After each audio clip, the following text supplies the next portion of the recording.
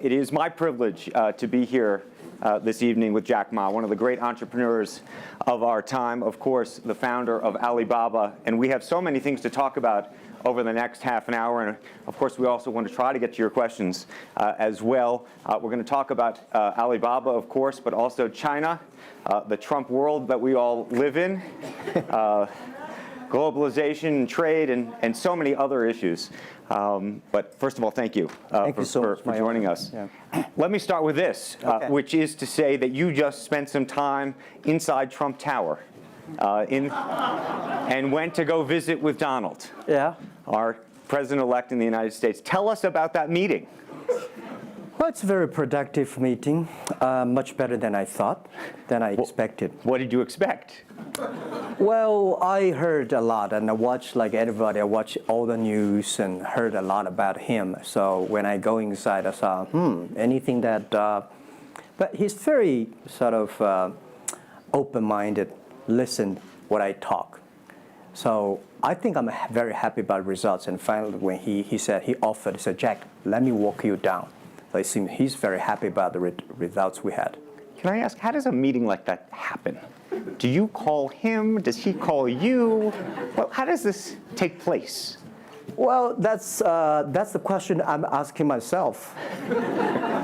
Because someday I got some requests from people say, Jack, do you want a meeting the president-elect? I say, is that true or not? Because I'm not ready for that. Because I don't know what to talk about. And then a few days later, I got another request. I got several requests, and then I saw one email with a friend, and it's very sort of specific. I thought about it. I think, yes, maybe I should go and have a talk. And at least I think President-elect Donald Trump would be happy to hear what I want to talk about. So I went. And what did you tell him? Talk about the small business, talk about agriculture products, talk about the trade between China and the USA.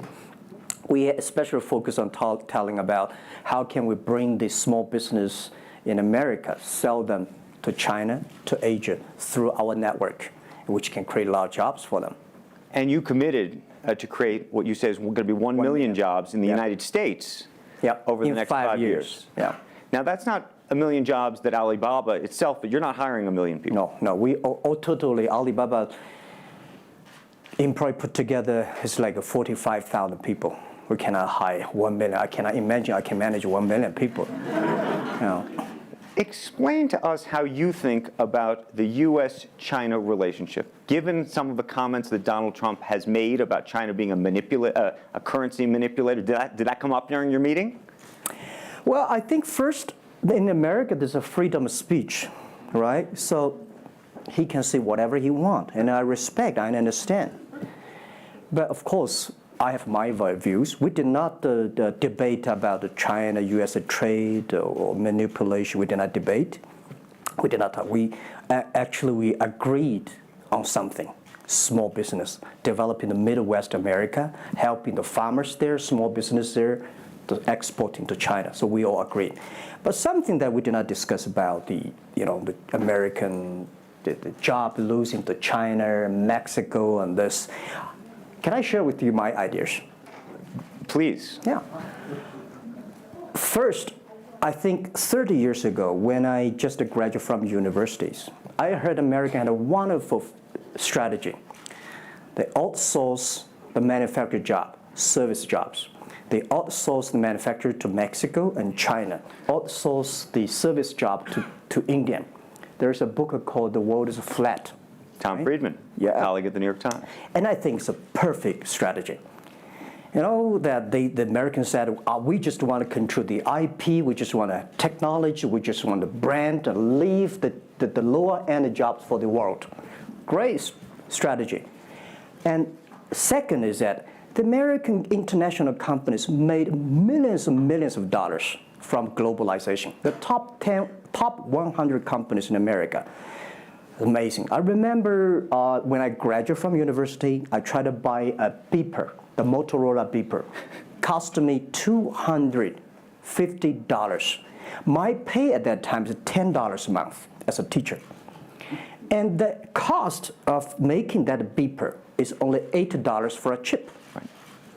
So past 30 years, IBM, Cisco, Microsoft, they made tons of money. The profit they made are much more than the 4 largest banks in China put together, the China Mobile Phone, China Unicom, and whatever you name it, put together. Still, these multinational companies made more money than. So their market cap grew more than 100 times in the past 30 years. But where'd the money go? This is what I'm curious, because as a business people, I always care about the balance sheet. Where's the money coming? Where'd the money go? Past 30 years, the American had 13 wars, spending $14.2 trillion. The money going there. What if they spend a part of that money on building up the infrastructure, helping the white collars and the blue collars? No matter how strategy good it is, you're supposed to spend money on your own people, right? Not everybody can pass Harvard. Like me, they're not good at education, right? We should spend money on those people who are not good at schooling.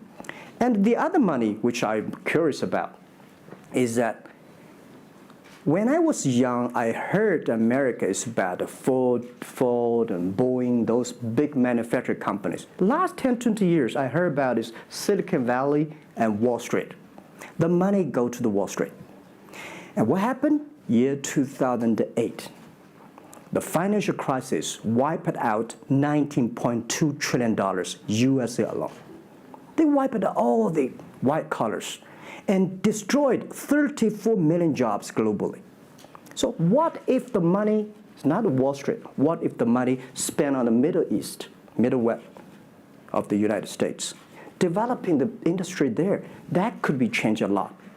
So it's not the other countries steal jobs from you guys. It is your strategy.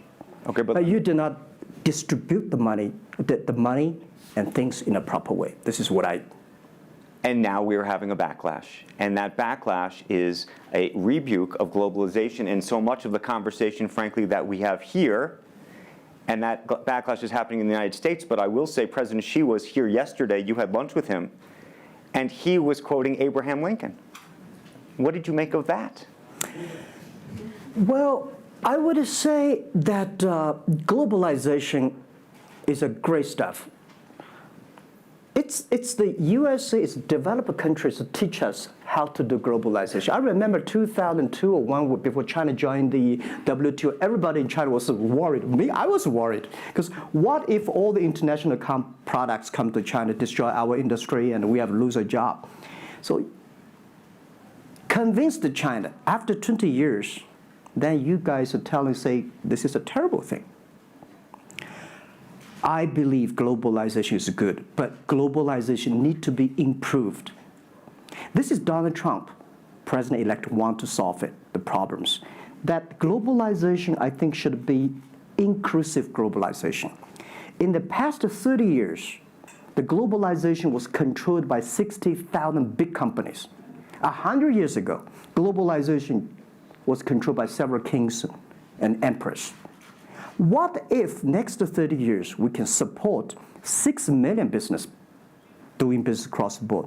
What if in next 30 years we can help support 20 million small business can do business across the board? So this is something which I believe globalization should be inclusive.